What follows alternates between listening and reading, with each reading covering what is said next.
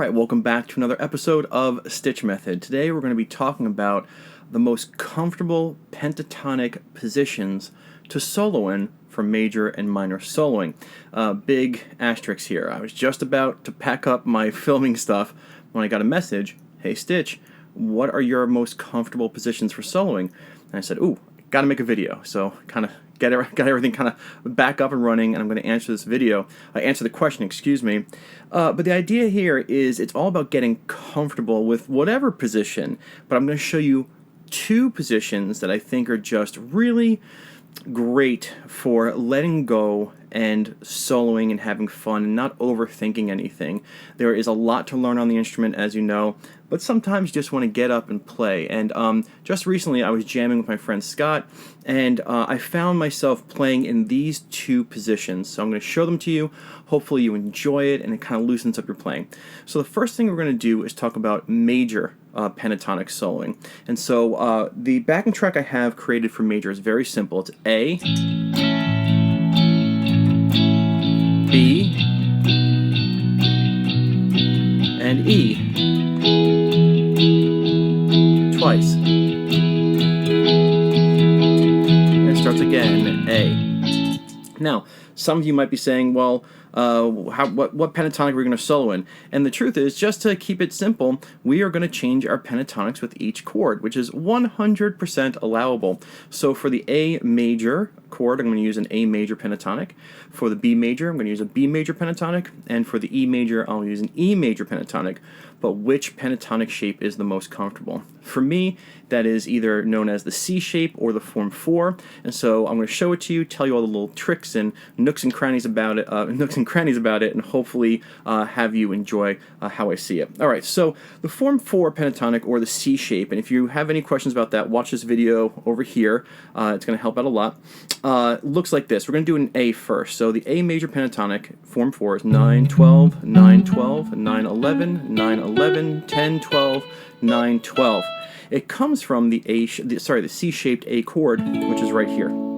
That's a little thing I love about it. And so the reason it's the most comfortable for me is I love this chord shape. And I know that the root notes are my pinky and my middle finger here. And in this pentatonic, they kind of stand out. And what do I mean by that? Well, we all know the form 1 pentatonic, right? This 9, 12, 9, 11, 9, 11, 9, 11, 9, 12, 9, 12. It's not that shape. It's a little bit different. And the differences between the form 1 and the form 4 are, instead of going 9, 12, 9, 11, in the form 4 we go 9, 12, 9, 12. And up here it would be 9, 12, but here it's 10, 12. And those two differences, this guy here, and these are the root notes. This is home. So I know the little differences between the oh-so-familiar form 1 and these guys are the major root notes. Again, lessons number 7 and 8 in my Caged Primer playlist are really going to help you understand what I'm talking about in case you haven't seen it. So when I'm soloing and I always want to come home, I know where that is. It's my pinky and my middle finger. Okay. Now another cool fact about this is that if I want to play like quick little triad pieces, I know that this is my root note. This here is a major third. This is a 5. This is a little triad, as we say, or chord tones. You can get those little, or any which combination of rhythm you want. And it's very, very simple to get into that. Right, that's cool. And then the other thing I love is if you want to get like that major pentatonic southern rock stuff that, I shift my first finger to the root note. I know I'm explaining all this stuff rather quickly. I'm going to show it to you in action. I can get my first finger on the root note, get my ring finger up to this note here, and bend this guy up a whole step. And that's the major third. That little is such a, not unique actually, it's very, very common, but such a pleasing sound. One more thing, I already talked about, seeing the chord, right, and you can easily get these chord tones in there. They're in the pentatonic. Talked about the little triad, talked about that 1, that 2 to major third, and staying with this vibe, you can put your first finger here, that's the root, and 3 frets up is always the minor third, and you can pull that little bluesy move. Nope. and kind of end it with a little bit of a twang. Instead of a major third, you can get the minor third, like kind of thing there, all right? And so this is what makes it comfortable. Now, as the chord progression plays, for the A, I'm going to envision the A chord here, and I can see the root notes, right? For the B, up 2 frets. And for the E, you got to know where your E is. It's all the way up here, like that, okay? This is on the 16th fret here, 12, 14, 16, right here. If you want to, you can bring it down here and play the same shape. And everything I just talked about, everything I said, it goes for every single movement. You know, like when you go from A to B, you can do the same tricks. So here, you can sit.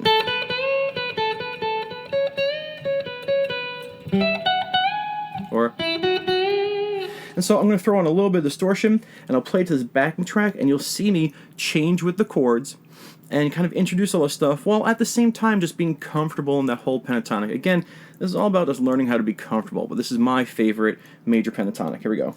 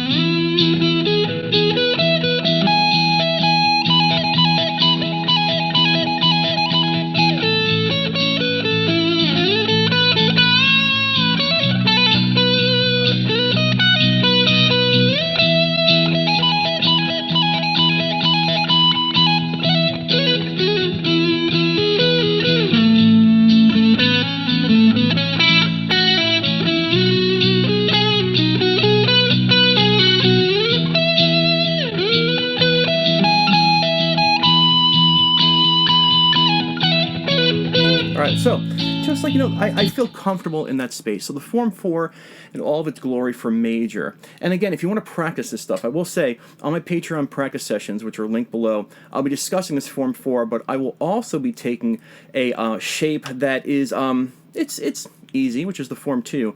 And I'll be making it extremely comfortable for you, and we'll be combining both the Form 4 and the Form 2, which the Form 2 is like my second go-to for major, and we'll show you how to handle the Form 2 in that fashion, but also combine them back and forth, and it's going to be really cool. All right, so I'm going to pause right here. I'm going to get a minor backing track going, and then we'll talk about the minor position that I always go to when I just want to let go and have some fun. So stay tuned. All right, welcome back to Minorville. So we're going to talk about my favorite, or my most comfortable, minor pentatonic soloing position. There's an asterisk there, but let's just talk about the backing track first. It's A minor to G, A minor to G, and then C. Sounds like this.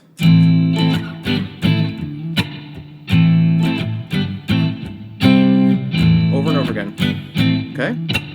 Definitely an A minor jam. Okay.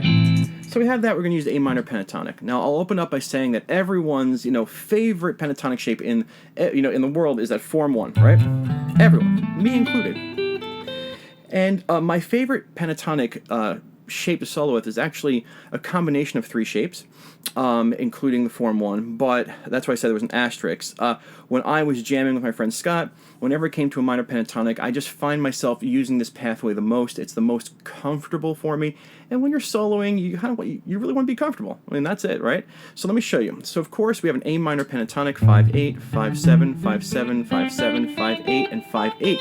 But my position for soloing is I kind of think of like 2 strings in 3 different boxes. So I definitely use the 5-7 on the D and the 5-7 on the G.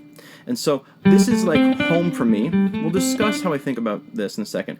But then, like, I do have this 3rd note, okay, I'll explain, where you can climb up to that 9th fret there. But I use it to get to the 2 notes on 8-10 and 8-10. This is within the Form 2. So right now I have these guys, and I do have these guys, but I kind of bridge together these 2 so far. This is just 2/3 of the shape I'm showing you. And then the next 2, or the last 2, are on the D and G string as well. They go back into the Form 5, and they are the 5 and 2 on the D and the 5 and 2 on the G. Now, it's important to know that this guy, this 5-2, that's a root note, right? And we have this root note here, but many times I find myself sliding down to it. Like, I love that sound. All right, so my complete, most comfortable, hey, I don't have to think a lot right now, shape is 2-5, 2-5, 5-7, 5-7, 9, then 8-10, 8-10.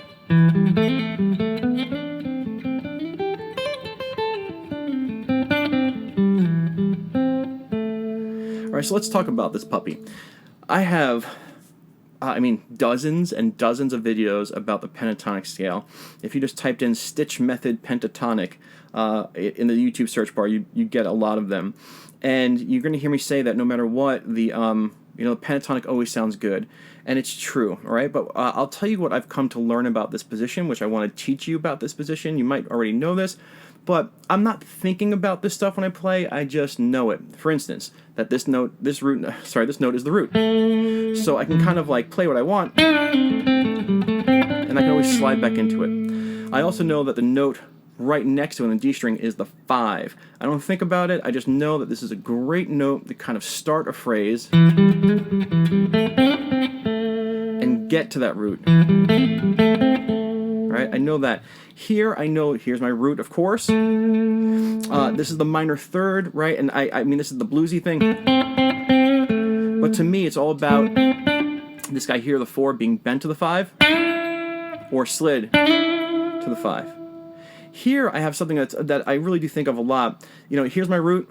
This is my flat 7, this 8th fret here. Now, if I'm talking about this and it's over your head, just watch a couple of StichMethod videos about the pentatonic and should become clear. But I know that this is the wait for it moment. All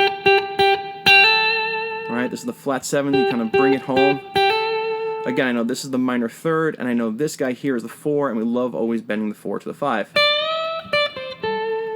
And it's just so comfortable for me. And the idea is, hey, did I really speak about it a lot? No. I mean, the pentatonic is actually quite a simple scale. You just got to learn its intricacies. You got to date it for a while. You got to understand how it moves, And I know it's a weird analogy, but you want to get comfortable with it. So I am going to turn on some distortion, and I'll play that backing track, and I'm just going to close my eyes and be comfortable. And let's see if I could just show you what I mean. Here we go.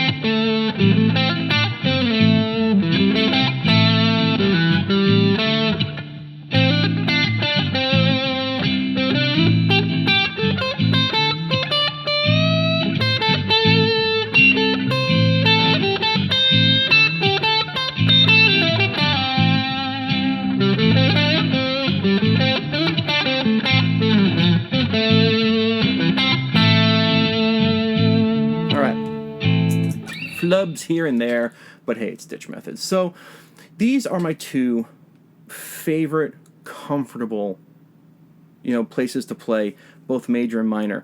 There are exceptions to every rule. I just want to show you, really, the idea is, you want to get comfortable with all of your shapes, and you'll find your favorites. And if you want to practice this stuff with me, and I'll show you how to get comfortable and play, with your eyes closed and feel it out, come join me on Patreon. We'll have some practice sessions built around this, and that's all I'm going to say. Thank you so much for being here on another episode of StichMethod. I hope you enjoyed it. Bye-bye.